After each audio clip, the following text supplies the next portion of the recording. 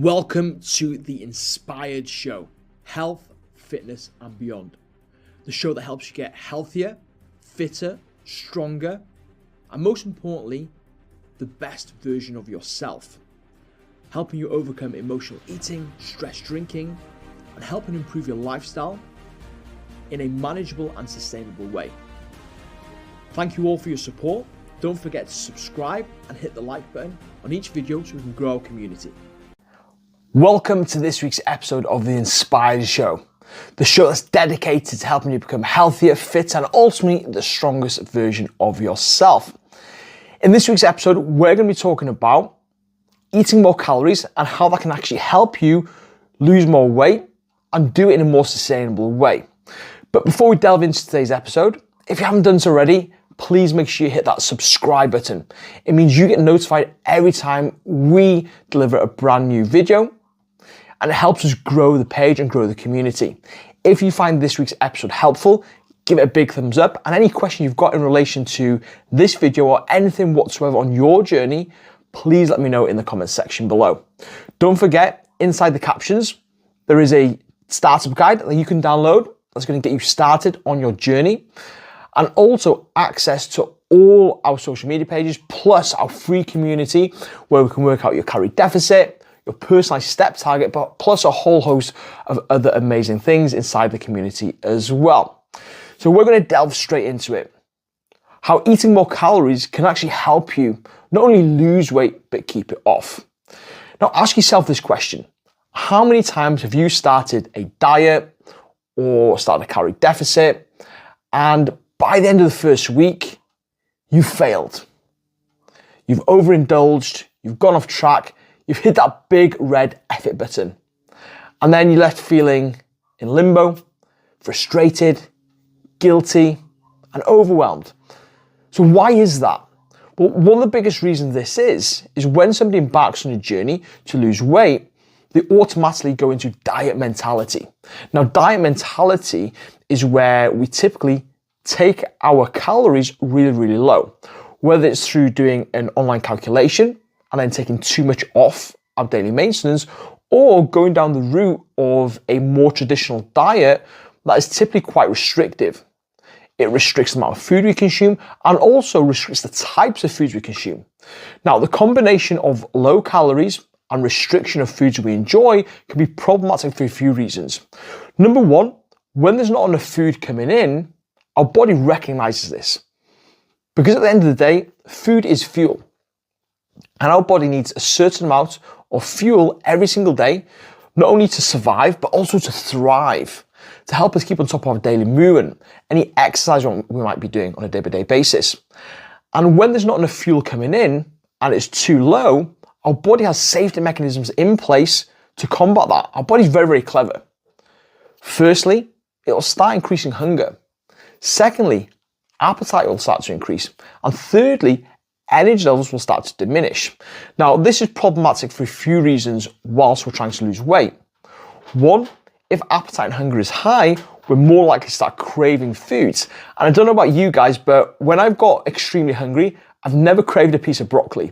It's always been the highly palatable, highly tasty, highly calorific foods that I'm typically craving when hunger and appetite increases a certain amount. So that's problematic for a few reasons, because that can knock us off track. We can then end up overindulging, taking us out of our calorie deficit and leaving us with that sense of guilt and shame and overwhelm and not being able to carry on with our journey because we feel frustrated.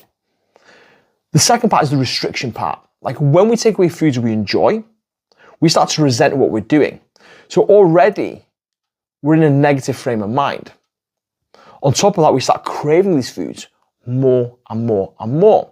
And like I mentioned previously, when hunger's high, when appetite's high, and we've restricted certain foods we enjoy, we're probably going to end up craving those foods even more. And there's a high likelihood when we do snap, it's like opening up the floodgates. We end up massively overindulging on those foods because we feel we've got to get it all in because we're on a diet, and then when we get back on the diet, we cannot have that food, that forbidden food that we've restricted ourselves to.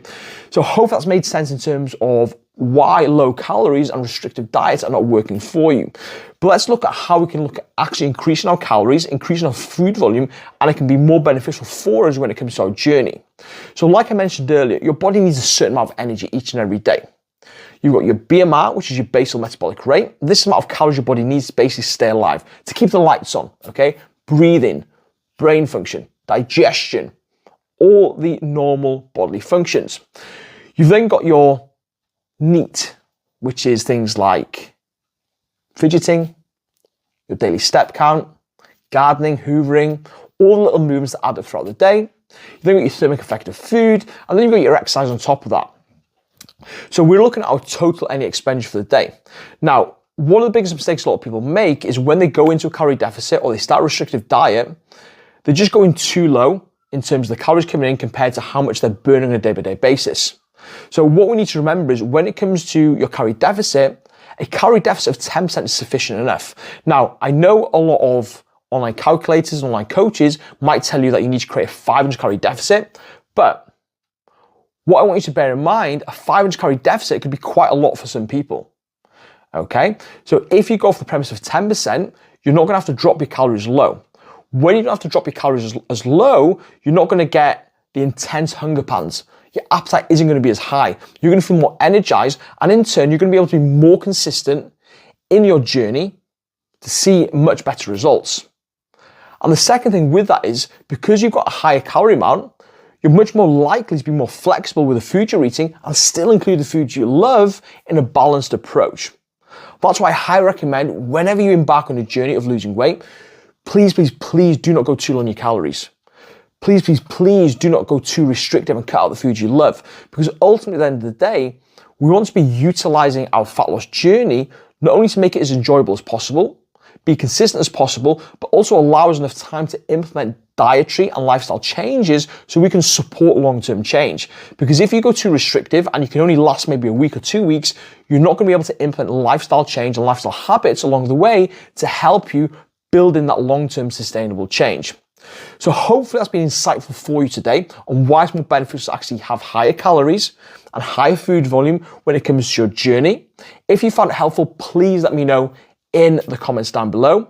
And like I mentioned previously, if you're stuck with knowing exactly how many calories you should be consuming relative to where you are right now, either one, download the starter guide and it goes through how to do it, or feel free to join our free community. The link is linked down below as well. But until next time, guys, have an absolutely amazing time. Stay safe, and I'll speak to you very, very soon.